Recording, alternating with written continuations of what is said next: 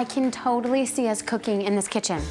I can totally see us cooking like pros with natural gas. Oh, I would love to soak in that tub. I'd love to save energy and money with a natural gas water heater.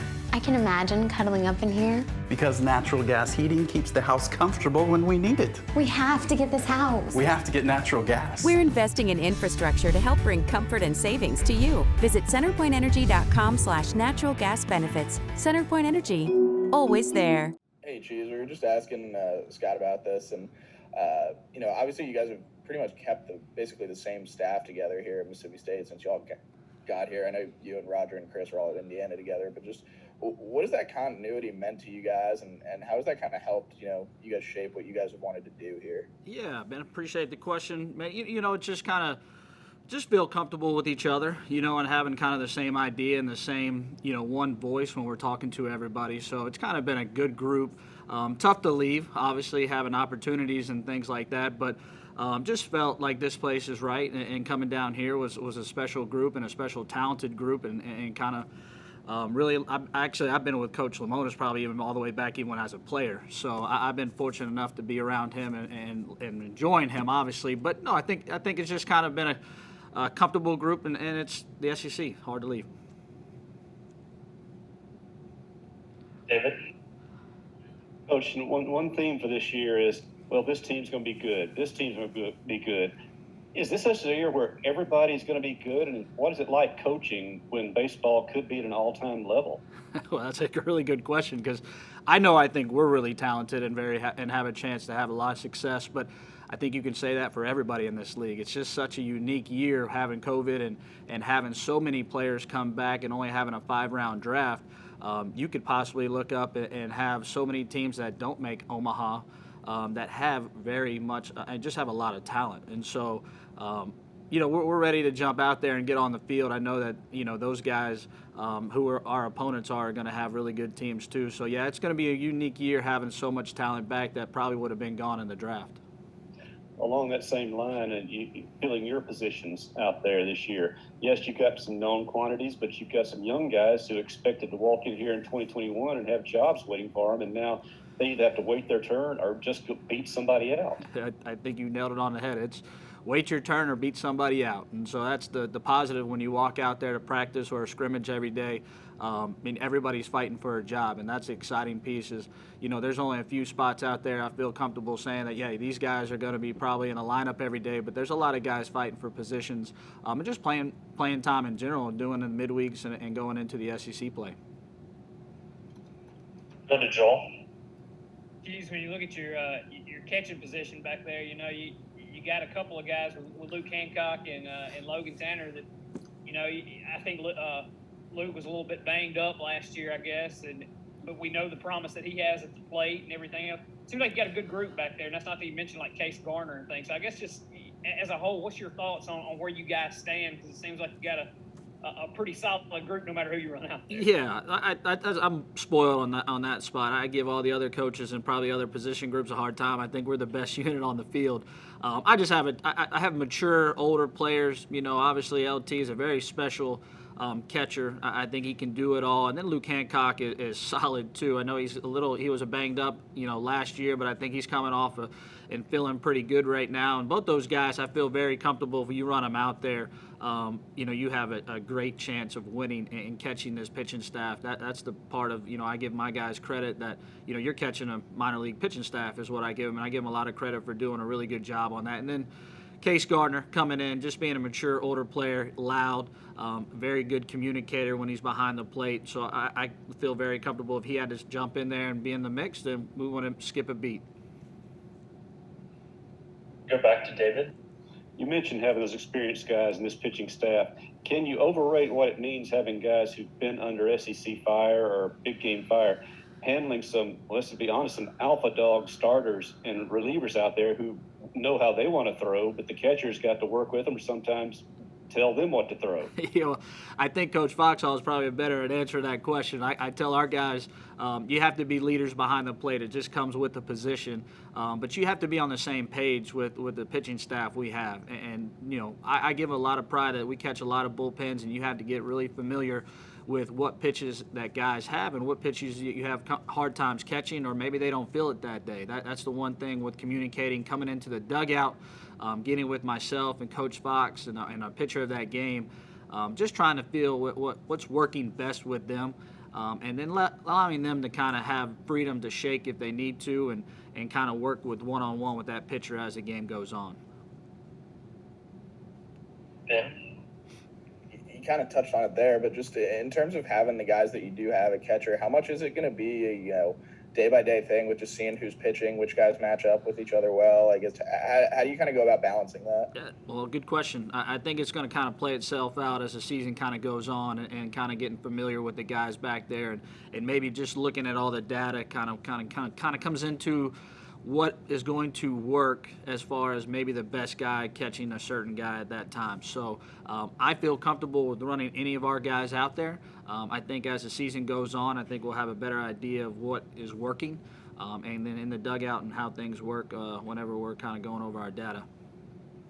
I mean, in a perfect world, would you have one guy go and catch 55 games or whatever? But, I mean, do you feel pretty comfortable balancing it out? That's a good question. I think you got to balance it out. I would hate to just have one guy back there and then at the end of the year he's tired. I've had that happen to me before because we only had one guy that was able to do it, and we felt comfortable with him. I feel comfortable with all three of them, and so hopefully we don't have to do it, and no injuries or anything COVID-wise comes up with that. But I'm hoping that those guys can all kind of split some time, and then let it play itself out. If a guy takes over and wins the job and it's his to lose, then we'll let that see kind of what happens. Back to David. It's the eternal question about catching. You want the guy out there, the best receiver, the best manager, but you still need somebody who can swing the bat. Who's looking good at the plate of your group? Well, I would hope that I have both my guys in the lineup. I'm going to be a little biased. I think, they've both been looking great so far. I think maybe Luke's an underdog as far as not many people knowing how talented he is. I know the numbers probably didn't show last year, but he came back strong, looks healthy. He's having a really good off season right now as far as this fall, and then coming into spring training. And then LT, he's got the power potential to really put up some numbers that I'm hoping that he will this year, because just having some experience now and playing good competition last year and into the summer, and then you get to see our guys all the time. So I'm hoping that we have an opportunity to get those guys all in the mix. It can get challenging with the lineup, but we'll figure out how to get those guys in there. Joel? Kind of along those lines, this may be more of a question for Chris, but is there any hesitancy to putting, let Logan catch, let Luke DH, and then, you may end up in a spot where, if a guy gets hurt, you may lose the DH kind of thing. Of course, I know you got Case too, so maybe that makes you more comfortable. I guess just what's kind of the staff mentality? Is there any hesitancy at all to using a catcher as your DH too?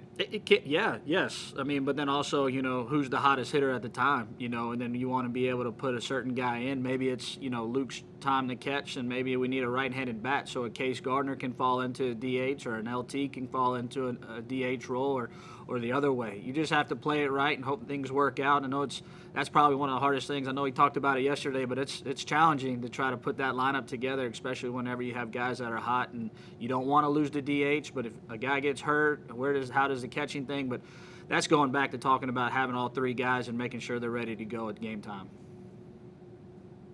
Ben?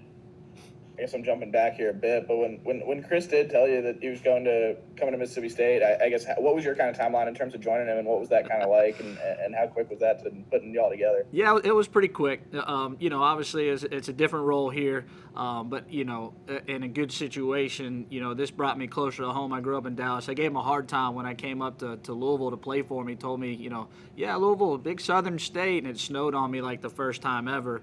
And I hated it up there for a time being. Best decision that it's ever happened in my life. And then he moved me to Indiana, so we went even more north. But no, it was a good decision. The timeline happened pretty quick.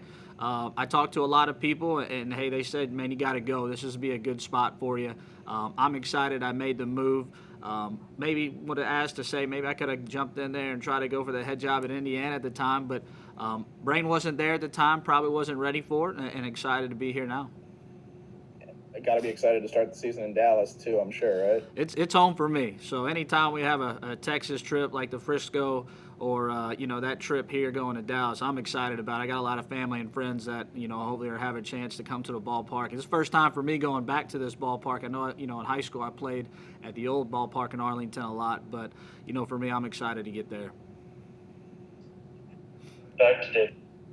Since you're going to Dallas, and for those of us who make it or fans out there who make it, give us a restaurant recommendation for the weekend. It's a good one. So Dallas, I like Gloria's is a nice little Mexican chain that was really small back whenever I was growing up, but it's kind of blown up. So Gloria's, if you're looking for good Mexican food, the brisket tacos, even though it sounds brisket, it would be like barbecue, but they make an unbelievable brisket tacos. Hey, Scott, how you doing, man? Hey, man, how are you? I'm doing good. Good. Doing good. A lot of talk about this pitching staff has been that maybe one of the deepest in school history, and I guess when you hear things like that comes a ton of expectations. And I guess I would just start by asking, how do you handle that when you have 3 guys that's scheduled for the weekend that may be high draft picks? You got all kinds of top tier talent. So just kind of what's your overall thoughts on the expectations on this staff and kind of managing those going through this year? First of all, hello to everybody. Good to be here.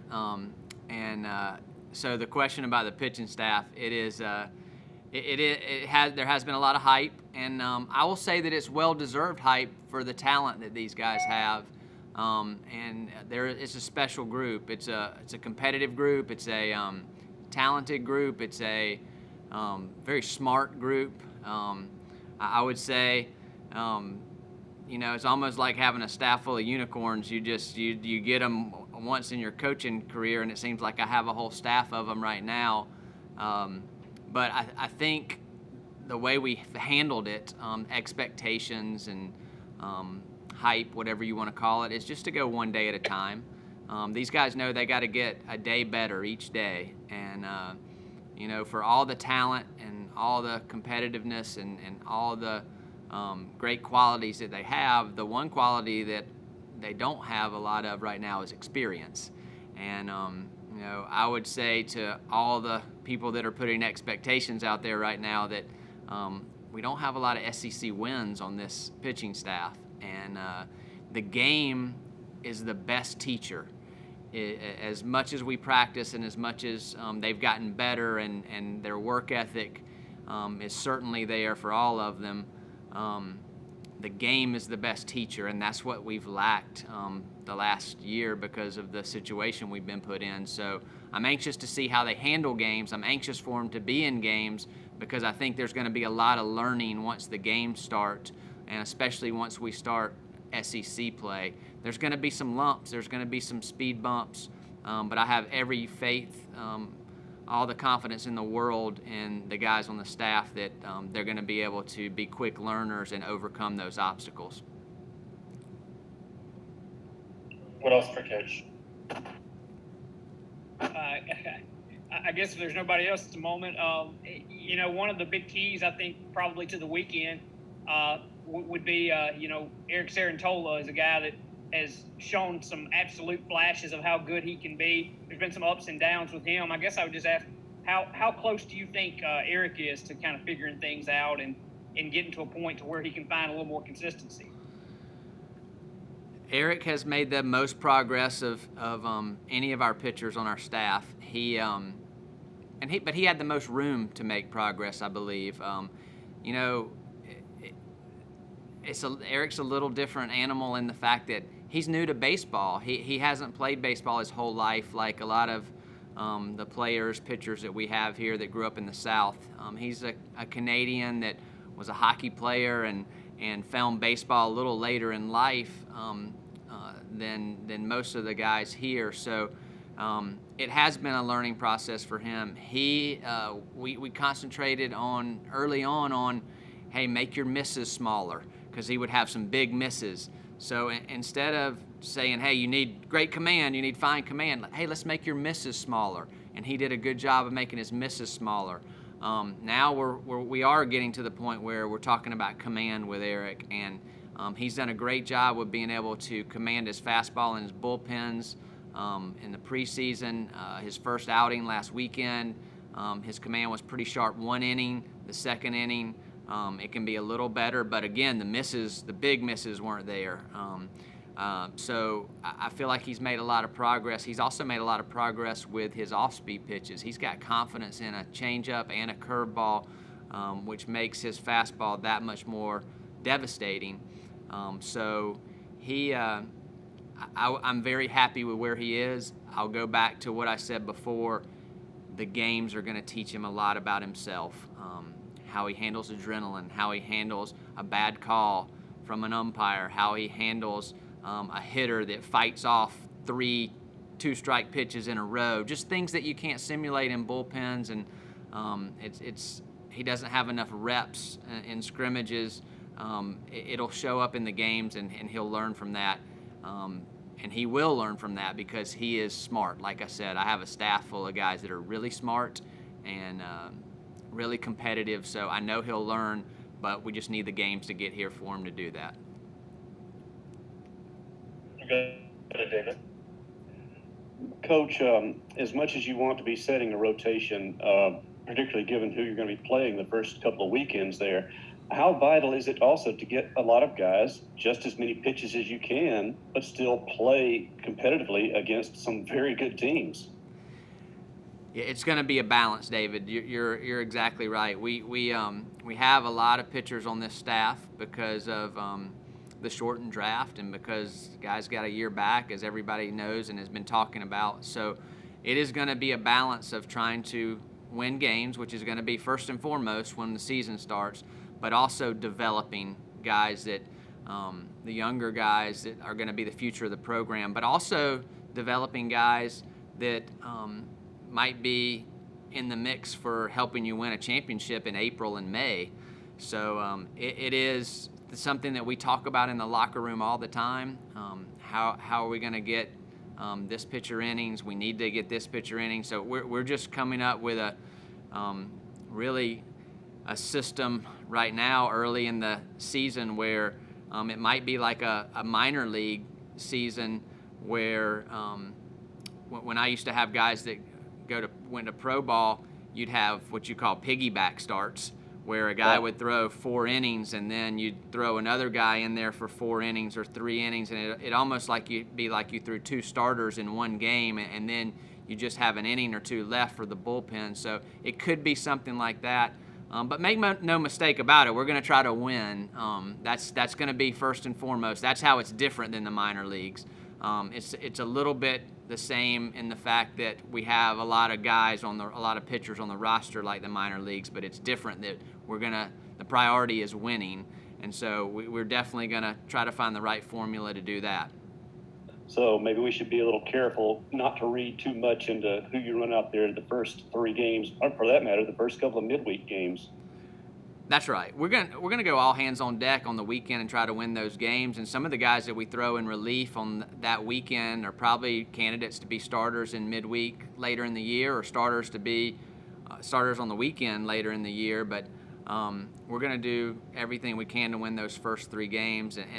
And just, I think Coach Lim has spoken to this point that we're gonna try to find out what the best matchups are that first weekend. So we feel like we have multiple guys that can pitch on Friday. I mean, I can give you 89 reasons for Eric Sarantola to be on Friday. I can give you 89 reasons for Will Bednar, 89 for Christian McLeod. They're a little bit interchangeable with how good they are, and we'll play the matchups a little bit to see what gives us the best chance to win.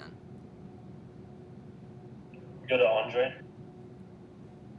Hey, Coach, how are you? Wanted to ask you about the 3 guys. Just where'd you see the most development since last year? I mean, obviously this was a different off season with COVID and everything, but like where have you seen the most the most progress made, I guess, in terms of their development? And when you say the 3, Sarantola, Bednar, and McLeod, yeah. Okay. Yeah, Christian, Will, and Eric. I'm sorry. Sure. We have tried to.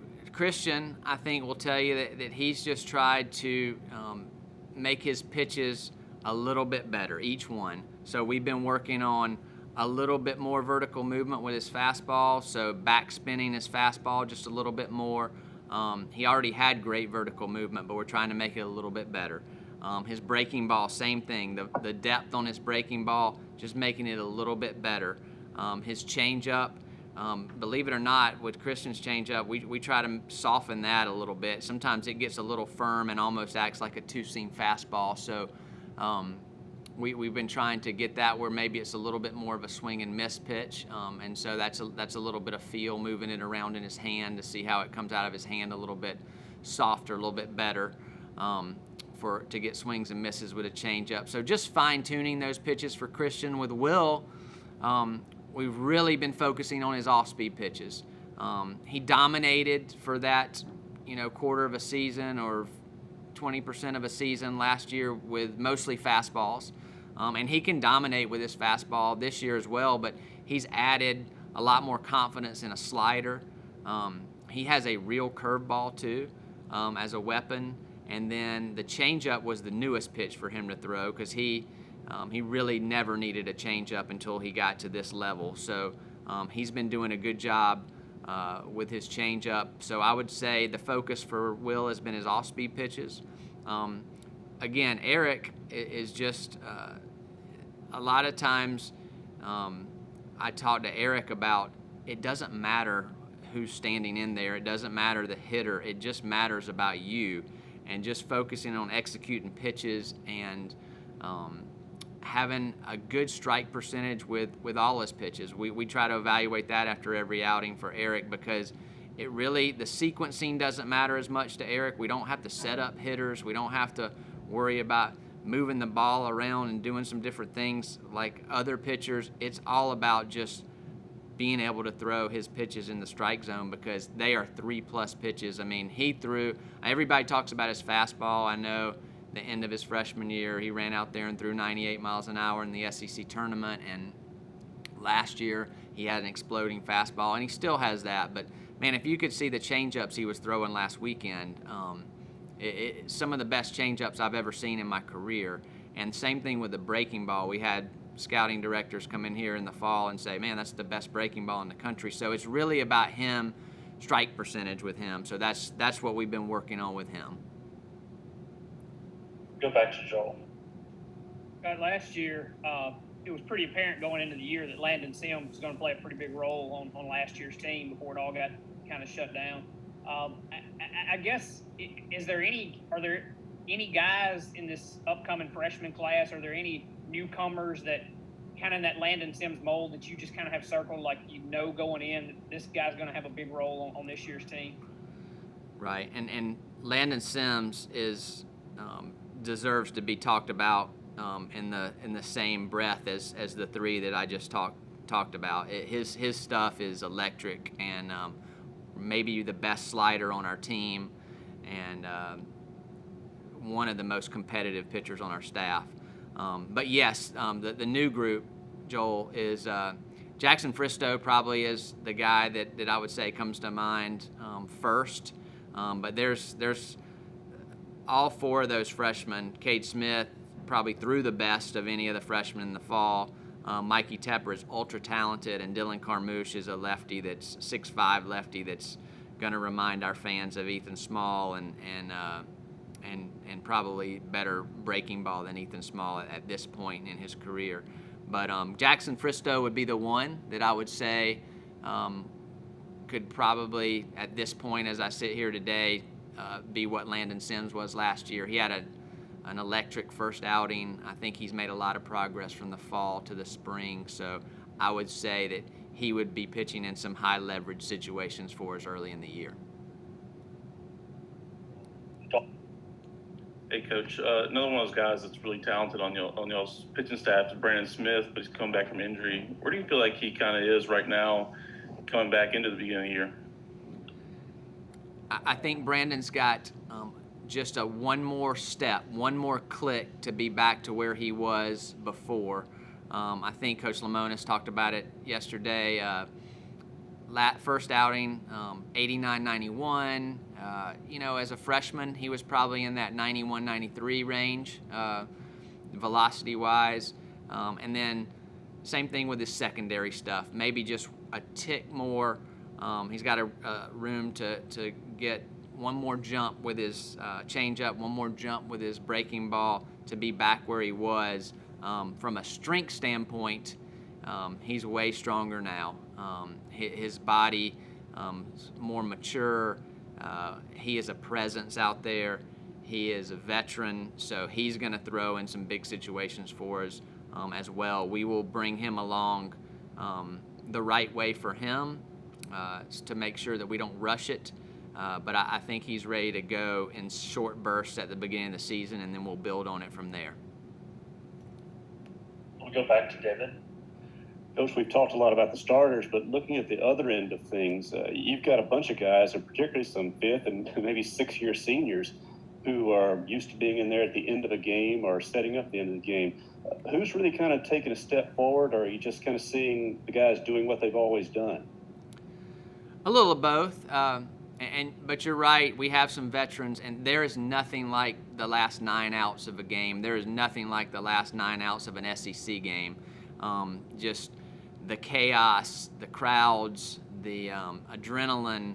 So to have some guys that have done it before is certainly a luxury. And, the guys that are going to come to everyone's mind are Riley Self and Spencer Price. And I will say this about Riley. He's thrown the best that he's thrown for us, this staff, since I've been here this spring.